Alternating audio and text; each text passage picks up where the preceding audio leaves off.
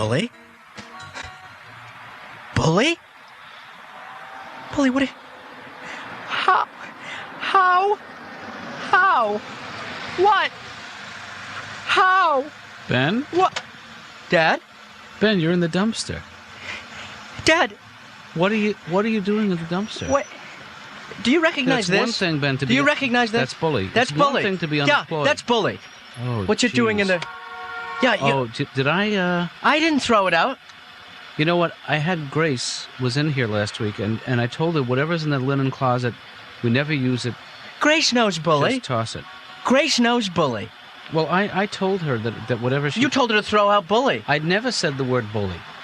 I said the linen closet is unusable because it's so packed full of junk. How could you... I mean, you know Bully is my favorite stuffed animal. It has been since I was 2. How do you let this happen? Well, let me ask you something, Ben. When was the last time you spent any time with Bully? If it's your favorite stuffed animal. Oh, that's none of your business. How much time I spend with Bully. Okay, Ben, I don't have time to discuss this now. Clean yourself off. Well, you better think twice next time about this, Dad, because this isn't good. You know, this isn't good. I've got to tell you, I'm a little embarrassed sitting here talking to a guy in the dumpster. Can we continue this conversation later? Well, I guess I just expect an apology, Dad, because, you know, it just shows, I guess, a lack of consideration for my should stuff. I apologize for trying to create an environment in which 2 adults can live? Oh, what are you trying to say, that because I have a stuffed animal, I'm not adult? I think you said it eloquently. No, all I'm saying is that we need the use of that closet, Ben. I have human friends, too. Well, do you keep them in the linen closet? Would you throw them out? Touche, so. My young son.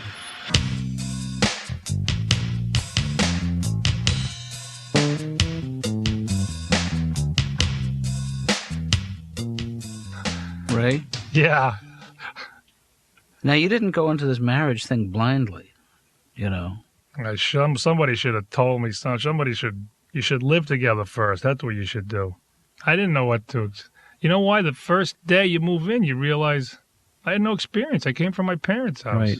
The first day is crucial because you make the choices that don't seem important. Like, what side of the bed do you want? Right. Oh, that seemed like it was trivial at the time, but that's my side for life now. I blew the call. I didn't look at the TV angle. No, you don't think about those things. You know what I did? I went with my childhood instinct. I took the side that was away from the door in case the boogeyman comes in. I factored that in. Ah. All right, the boogeyman will get her. I'll be in my spaceship by then.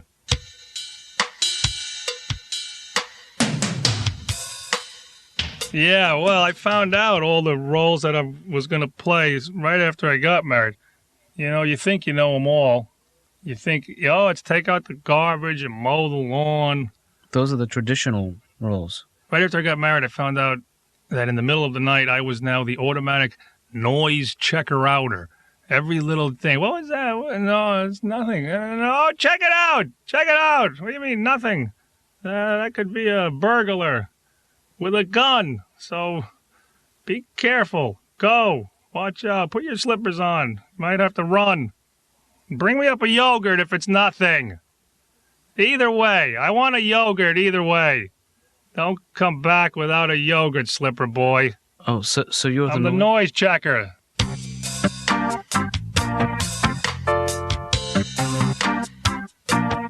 Second place swim trophy. Third place swim trophy. My runner-up swim trophy. My other trophy. Hey, Ben, what's going on here? What are you doing? Putting labels on all my stuff, Dad. Why are you doing that? Well, the red labels will inform you that you are not to touch or remove these objects from my room. And I get it. This is all about... That's right. And the yellow labels are that you can take them out of the room, but you can't remove them from the house. And the green labels mean you can take them out of the house, but you can't give them away. You have to bring them back. I get the idea, Ben. Do you think this is necessary? Well, obviously it is because of what happened this morning. You don't think that this is something we can just talk about and then act like responsible adults? The beige labels, Dad, mean that... Where'd you get beige labels? I don't own these items. I'm borrowing them from somebody else. Therefore, if you take them out, then you have somebody else to deal with, not me, because they're somebody else's. What is it you're saying here, Ben? Well, maybe it's not just about bully, Dad. Yeah. Maybe by you throwing out bully, you're giving me a signal that maybe I'm next. Maybe you throw me out. Maybe I leave. Ben, have I ever put any pressure on you to leave this house, to move out, to live the life of a young adult? Have I ever suggested that I could use this as my office and maybe a little, like an upright piano? Have I ever in a zillion years suggested to you that your presence in my life is anything but rewarding? So don't go reading stuff into this. So you don't want me out? I don't want you out, Ben. I mean, at some point, you will spread wings and fly. Right. You know, you will want to be out on your own someday, and you'll know when that day is. I'm gonna fly. I'll fly. You know I will. I noticed you put a red label on your labels. Remind me, what does that mean?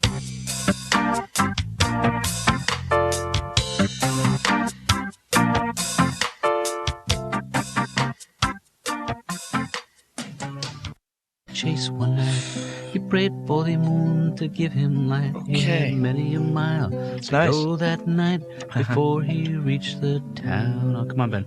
Come on, Benny. Dad, whoa. Dad, hold up here. Dad, I don't mean to interrupt, but I think I'm going to turn in. Okay. Ben, you used to love that song. What's the matter? Well, I still love it, Dad. And Yeah. it's a great old song. I'm just a little tired, I guess, and a little too much excitement for one night. You know, first the chicken pot pie, now the song. I get it. You want to hear some Snoopy Dog? Is that it? Snoop Doggy Dog. I can do that. No, Yes. Dad. Ow. Yeah. I think I heard something. I don't even know contemporary music. I lost track after the Buckinghams retired. Want to hear a little blues? No. That's bluesy, all right. Wow, this is exactly what I didn't want to hear right now. Yeah. You sure know what you're doing on that. You're picking fine blues.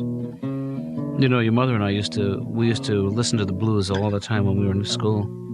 That's a great story, Dad. What,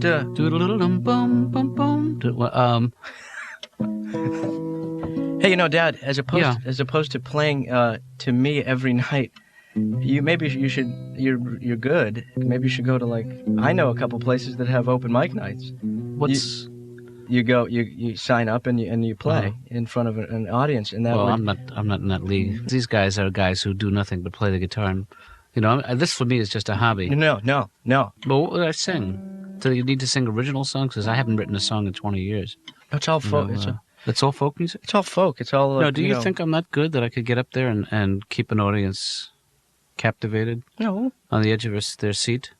I mean, I think you're capable enough to make an impression on people. Ben, thank you for your support. Oh. Yeah. Jimmy crack corn and I don't care. Don't. Jimmy crack corn and I don't care. Remember what you used to think it was called, Jimmy crack corn? Yes, I do. Yeah. When you were little? Yeah. Emmy corn. Remember that? Emmy corn. Ben, where are you going? I'm gonna go to the bathroom. I'm a little bloated. This next song, ladies and gentlemen, is about suffering.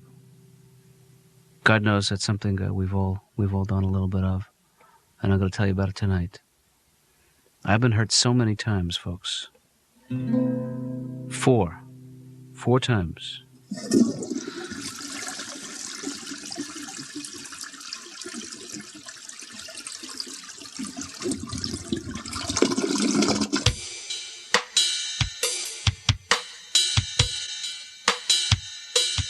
Guess what I paid for this sweater? No, Just take a guess. Just take a guess. A wild guess. I don't want to.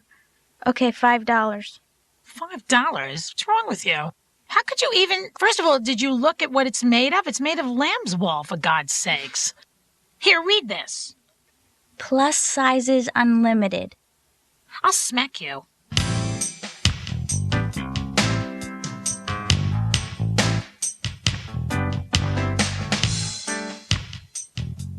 So think back to your childhood Yeah. a little further. And how do you remember your mother? At the sink, rinsing things out constantly. Mm-hmm. She'd be at the sink saying things like, "Dear God, give me the strength to wash these brassieres." Things like that. She was very depressed, but the only way you would cheer her up is you tell her you were going to a wake Oh, she'd say, oh, yeah, who died? That would perk her up. Well, I'm divorced. Yeah. Yeah. And I don't really want to get married again. Mm-hmm. I'm at the point where I want a man in my life, but not in my house. Right. I'm on the phone all day long. I don't really see what they could do all day long with me. My feeling is come in, attach the VCR, and get out. Geez, that's a pretty strong statement. Why all the anger at men? Where's that coming from? Well, no, it's not that I like men, but I could get angry with them. Yes, indeed. Last year, I spent $850 on pantyhose. Men are still wearing the same socks they wore to junior high school. They call them their lucky socks. How do you know that? I'm sick of them.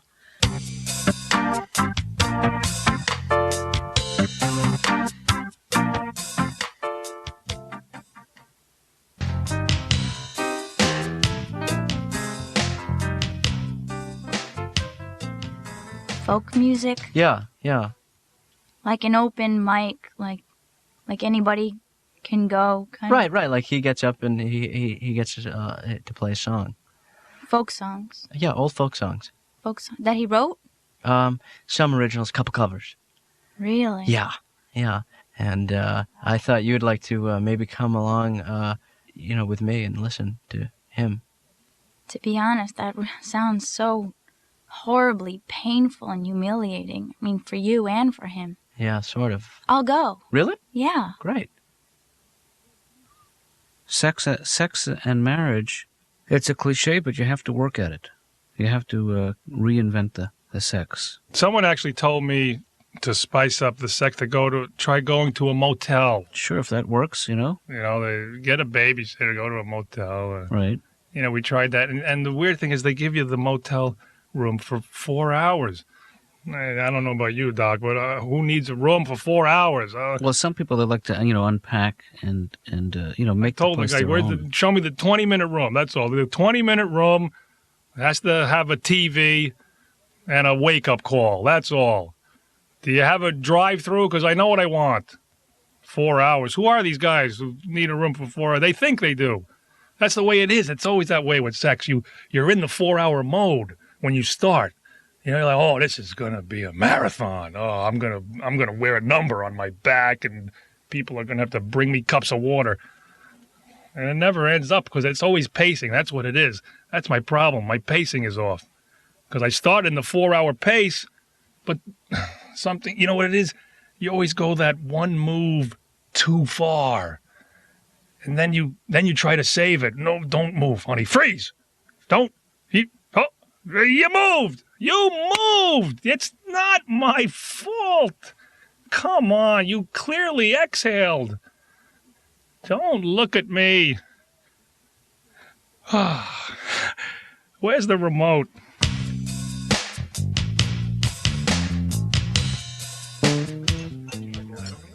So, hey, let me ask you a question. This is pretty good. We're sitting together at a table, and we both ordered the same drink. This is kind of. Does this in any way resemble to you like a date? No. No. No. No. What would make it more like a date to you? If you were a different guy, I guess. Huh.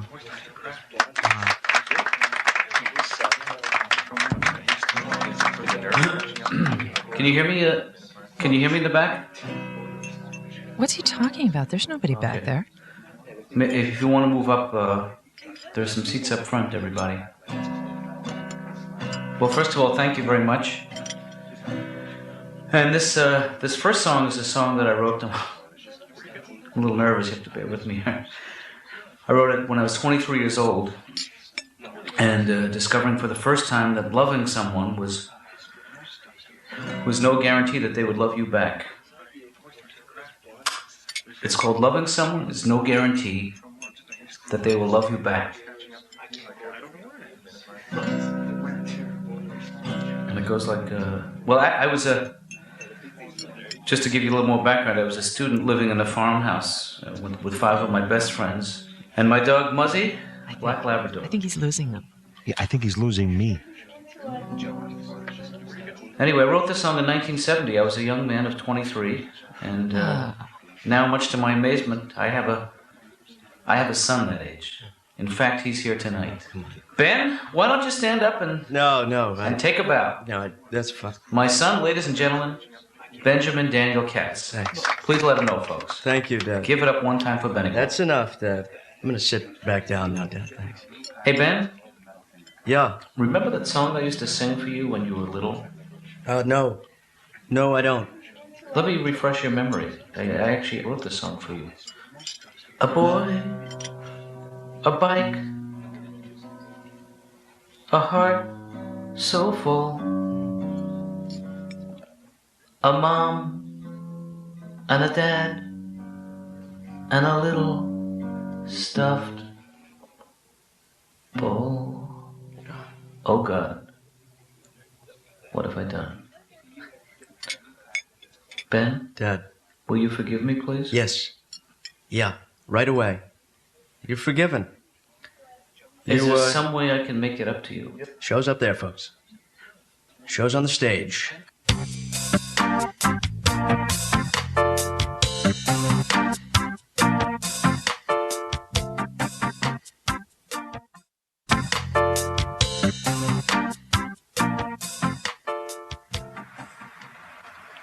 Hey.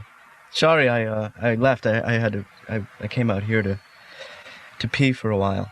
Yeah. Yeah, I had to get out. That was really painful. I mean, It was it really was hard for me. Really painful. Yeah, that was particularly hard on me. I mean, he was tense, but I But you know sort what? of tensed up there too. It was like the good kind of pain, you know? Do you know what I mean by the good kind of pain? Like when you have a canker sore, like right on the inside of your cheek, and you just keep chewing on it because it's like the good kind of pain. Yeah, you yeah, can't stop. It's sort of like a turn on. Really? Yeah. Well, I could chew on sores all night. I love them. I love sores. I chew on a big sore.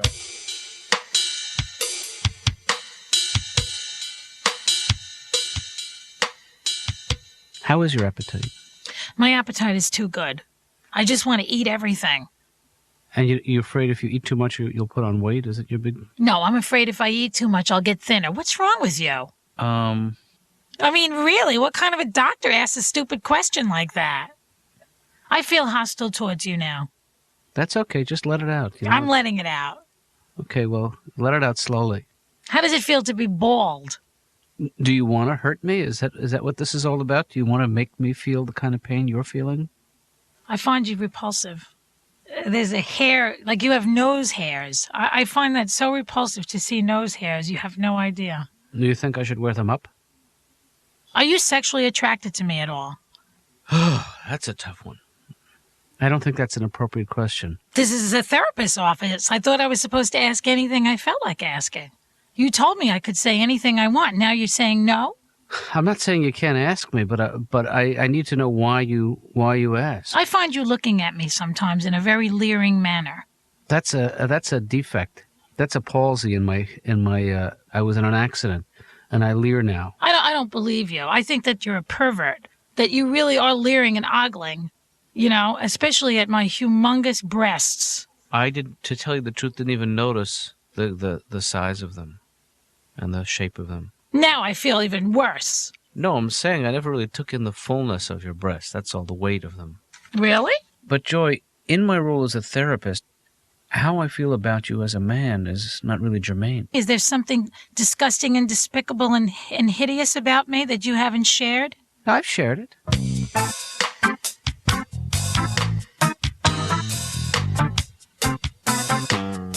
It feels a little claustrophobic in your house now with the twins and your daughter. This is horrible, but I actually make little excuses now just to get out of my house. I'll do anything. Anybody need anything? Anything at all? Anything from the Motor Vehicle Bureau? Maybe? I'll do it. Can I register anything? I'm the guy. It's on my way. I was going that way. I'm just going out to apply for jury duty. That's all. Please, let me out of the house. So you're saying it's hard to get any work done at home? My 3-year-old runs the house. The hardest thing, I can't even make a phone call. Every business call I try in my house, I screw up. Yeah, the 15th is fine with me. I just need to know, where do you think you're going with that cookie?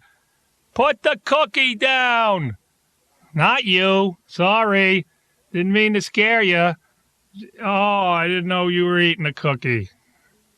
Of course I'm interested. Every time I'm there, I smell cocky.